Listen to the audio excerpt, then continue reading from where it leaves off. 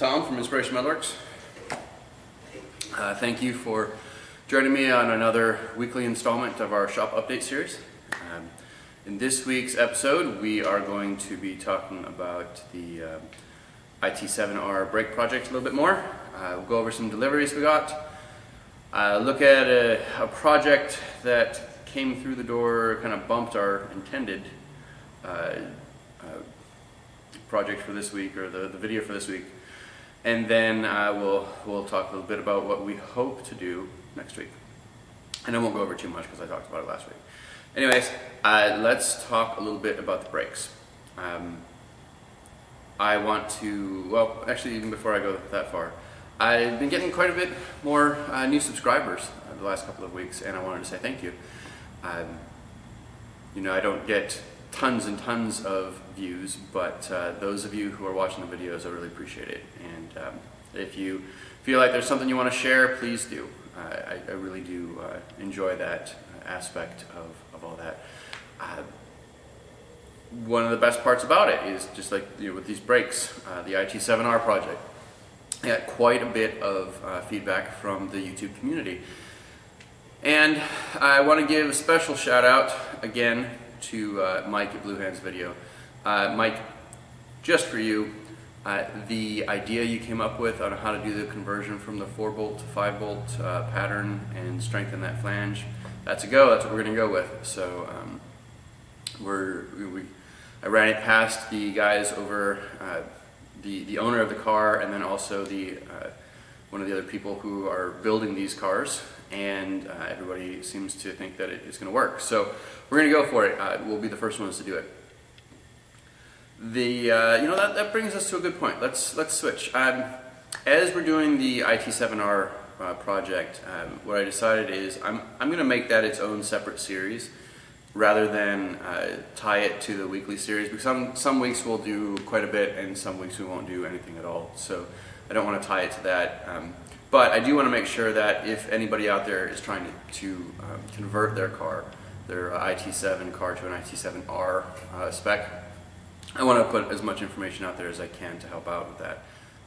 So like I said, the IT7R series will be its own separate series here on YouTube. I'll do that apart from our weekly videos, so you might see that come during the week or whenever. But it is a nice segue to talk about things that we have received this week.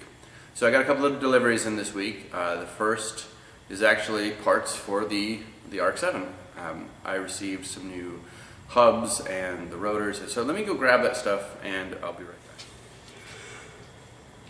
So the parts we got for the RX-7 came in a couple of different batches. Let's take a look first. And we'll go in reverse order here, really, because we'll be working on these parts before we work on the other ones. But one of the questions that I was asked is, why do we need to upgrade the brakes? What's wrong with the stock brakes for the RX-7? So this caliper, this is a stock caliper off of this model RX-7. And you'll notice it is a single piston caliper. Right? This caliper is what we're moving to. And this is the caliper off of the second generation RX-7. Significantly larger, much more stopping power, and 4 pistons. Right. So now we're really going to be making an upgrade here. But what we're going to have to watch with all of this, when we look at how we mount everything, if you look here, you should be able to see we've got some offset differences. We're going to have to do some spacing and things like that. However, this was set up for, let's get the hub out, which, this is the hub here, and it's upside down. Okay. I do not have fancy knives like everybody else, although I did win mine, my little buck here. I won it from Factory Mation. The VFD that I put on the mill, that's the guys who I got it from. And they sent me a little thing and I won it. So let's take a look at this though. This hub, stock hub, as I'm reaching from my pocket here.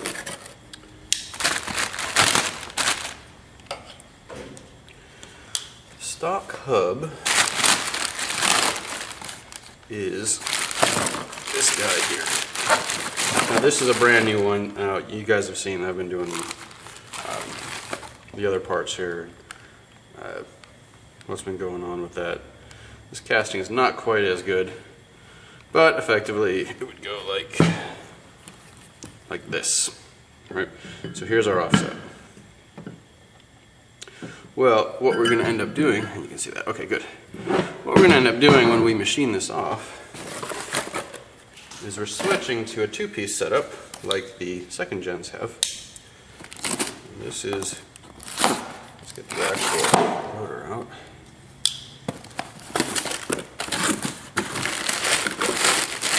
Better than to put that away. Another bag. Okay, so this rotor, this is what we're moving to. Let's make sure you guys can see it. So now we've got a two-piece, a hub and rotor. So what we're going to end up working on with all that, as we're doing it, is your original alignment was with this. Now we're going to have to turn this so that it fits. It's a little off, right? But then as you get in there, your spacing is just a hair off. On top of that, we'll have to work on the alignment here. So there's some brackets that we'll work on. So calipers are last on that. We'll get everything else going. So as you saw, we've got to turn this diameter down a little bit. We'll work on our proof of concept first before we start turning on these to fit this. And you'll notice this is a 4-bolt. This is a 5-bolt pattern. So we will be converting this from a 4-bolt to a 5-bolt pattern. So that's the project with this. And so we got all these nice new parts that came in this week. Let's move some of this out of the way. I'll be right back. The other delivery we received this week came from Amazon. And I'm pretty happy about this one. I think I know what it is. I think we'll call this my gift for Valentine's Day. Yeah, it is what I thought. Finally, you guys see it?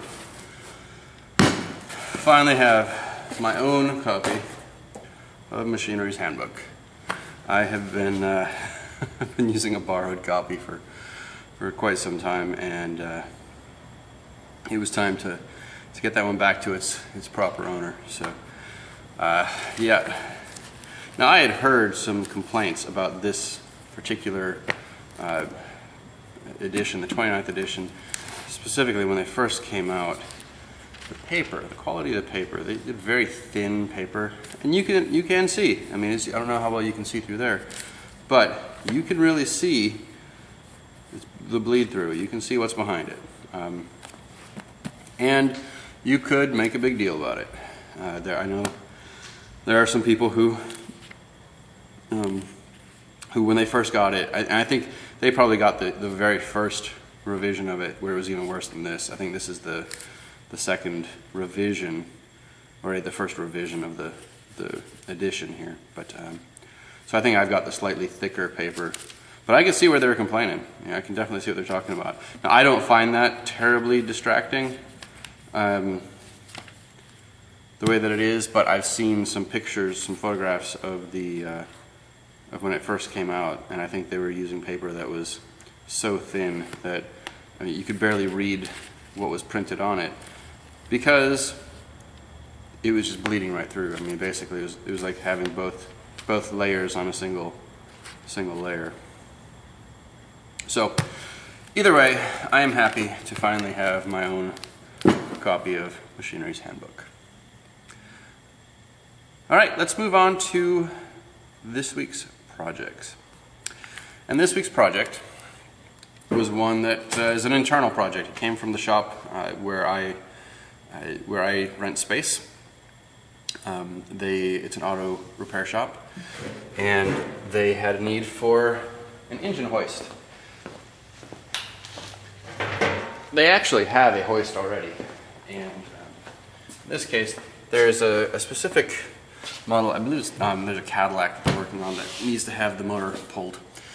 And so they needed a way, I guess from Cadillac, you can, the service centers, you can get, it's like $400 or $500 for this part. But basically, it's a mini gantry, right? It goes on the firewall, it rests on the firewalls on either side, goes up and over, and it gives them a mini gantry over the engine bay to work on the motors, to pull pressure off. I think the way it works is they take pressure off the subframe, they take the subframe out, and then they lower the motor out as a separate assembly. So they came to me to see if I could do something about it. And in looking through the materials we had, I had a bunch of 3/8 inch plate. I had some 1/4 inch wall, 2 inch square tubing that we'll use for the actual gantry part. And I had some 3/16 wall, 1.5 inch, I think it's 3/16, it might be, no, this is 1/8 inch, sorry, 1/8 inch wall. And so I drew up the part in the plasma cam, went ahead, got it cut out, and got everything put together. So basically, I don't know how well you'll be able to see. Let me zoom out. Let's go out a little bit. Oh, that's out as far as it goes. Okay. Well, let me change the angles. Hang on. Okay, let's try this again. The way this works, there's 2 of these. The other one's still sitting on the welding table, and they go like this, right? And so the tubing goes through, and effectively it will support it. With what happens is you cant it and it locks, right? So it allows them to work on a variety of width engine bays. So it's all set, ready to go. The only thing that I was considering, and I needed to see how it works, is I might actually put an angle so that sits a little flatter. It's always going to be some angle based on the slope and the curve of the firewall, or let's try this again, of the fender walls, where this is going to be supported. But I'm pretty happy with the way this came out. We'll go ahead, let's look at some video. We'll look now at some of the cutting and assembly. Alright, so we're getting ready to cut some brackets. It's designed to be adjustable width-wise, and we're going to weld legs onto it. It's a 75-degree angle there, and we've made sure there's no sharp corners or anything like that. So let's get ready to cut this out. It's a 3/8 inch plate. Over the table here. Go tell it. Start from the beginning.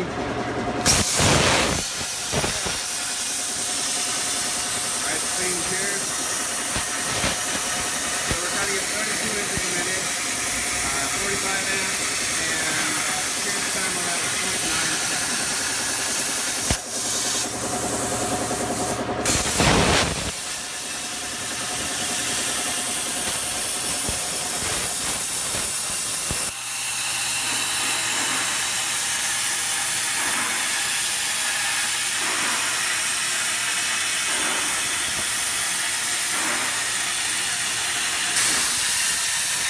It's nice to hang on to your block so you can do stuff like this.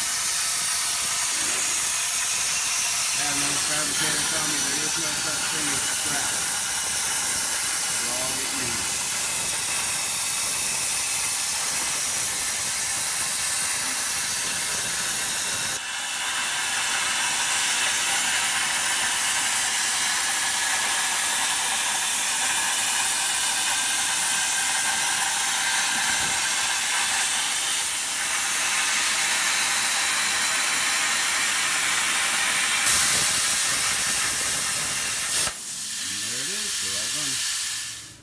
Sorry for the shaky cam today. Trying to do everything by hand. Let's take the ground clamp off. As you guys can see though, I'll bring you in. That's a pretty nice clean cut. Let's see what we can do here. It's just gonna be pretty hot, so I don't want to grab it by hand. these came out. It gives me something to grab onto. I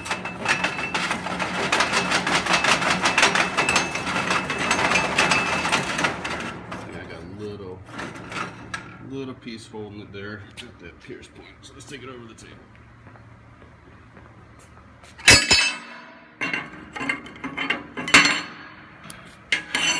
Alright, so there it is. Take a look. Y'all can see cut quality there. It was a pretty nice job. A little bit of dross clean up, and it won't be bad.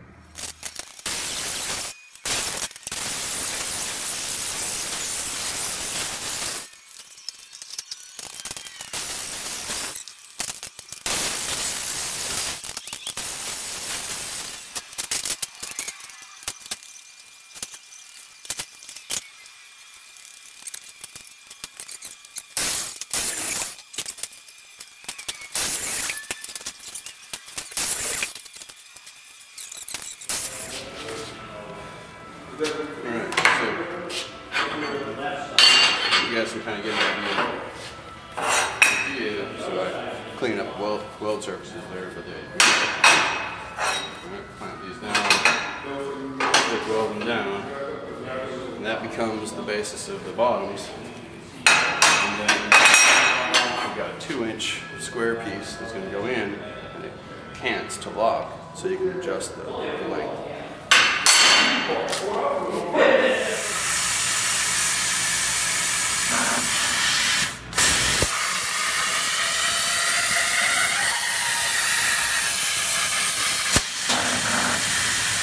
original plan on this design, right, was to weld the outside, but what that's going to put is a shear stress on the side. So what we did is we actually cut slots into our square tubing,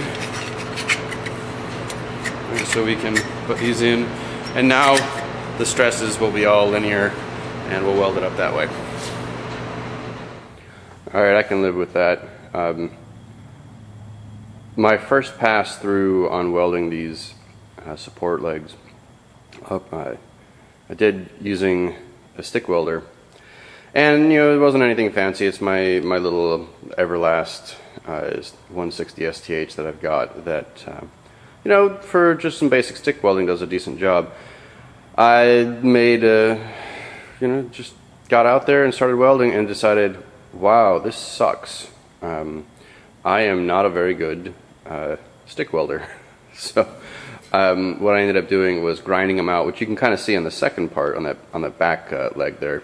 I ground the welds out. I wasn't real happy with them. Ground them out, and I'm going back and TIG welding the supports. You know, none of the weight's really gonna land on the uprights like that. That's why I changed the design to notch it. But frankly, I wouldn't allow my welds to go out looking like crap. So yeah, this is the redo on the welds. I'm not going to show you all the welding. You guys can see plenty of stuff out there for welding, and frankly, I'm not the greatest of welders. So, but I just wanted to show what the welds look like. Next time I show this, I'll probably have the whole thing put together. Thanks! So as you heard in that last clip, I stick welded this at first due to the thickness, and I was just trying to get it knocked out, and frankly, I'm just not that good at stick welding. I'm okay, I can get by, but I'm really out of practice.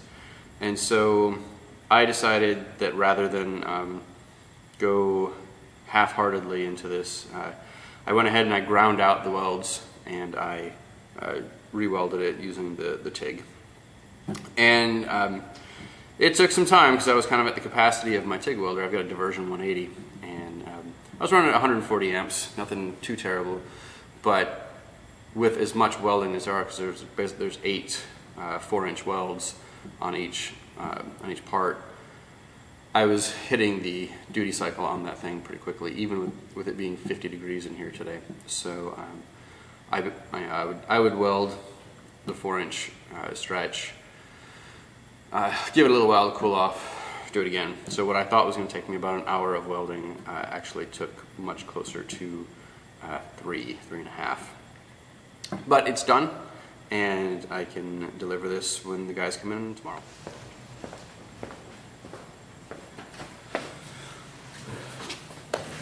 So I do apologize. The intent really was to for this week to do the clamp knurling tests, and I had everything laid out on how I was going to do that this week.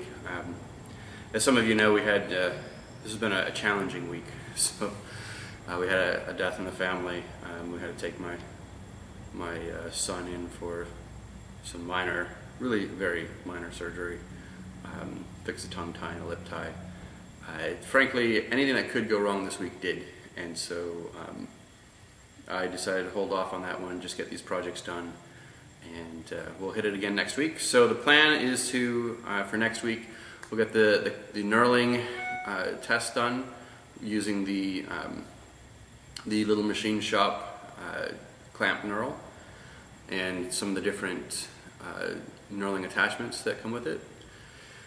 I will also try and get another IT7R brake video out. In doing the original cut, I wasn't real happy with how I had it lined up, how I was doing my work holding.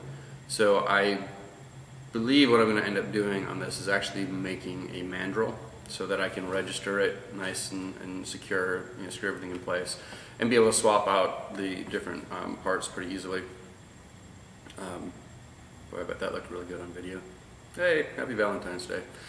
And then lastly, I'll probably just go with a plunge cut on the lathe, but that's for another video.